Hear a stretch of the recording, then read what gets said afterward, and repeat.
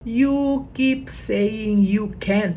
Di po ako marunong mag-market ng products ko. Nahihiya akong mag-share ng business ko. Ganito din ba ang problema mo, anak? Alam mo, ang dami kong nakakausap na business owners na laging may excuse. Nako, I've been there. Dati, sobrang mahihain ako to market my products. Feeling ko baka ma-judge ako o baka isipin ng tao na OA ako sa pagpopromote. Pero alam mo, I realized na hindi naman pala sa skills ang issue. Kasi yung marketing techniques, pwede namang i-research sa YouTube or matutunan through practice, di ba? Wala namang kasi sa kakayahan ang tunay na hadlang. It's all about mindset. For example, kung lagi mong sinasabi sa sarili mo, hindi ako marunong, your brain automatically believes it. You're creating a mental block that makes things harder for you. So, ano ang ginawa ko? I changed the way I talk to myself. Instead of hindi ako marunong, I tell myself this. Hindi pa ako marunong pero I can learn this step by step. Simple lang naman ang next step. Pumili muna ng isang platform. Kapag napili mo na, doon ka na mag-focus. Hindi naman kailangan perfect ang posts mo. Consistency is the key. Then, treat your marketing like an experiment. Try different content and see what connects best. Anak, ang lesson ay ito. Marketing will not become easy overnight. Remember, we all start from zero. So, let's be business-minded, Pinoy.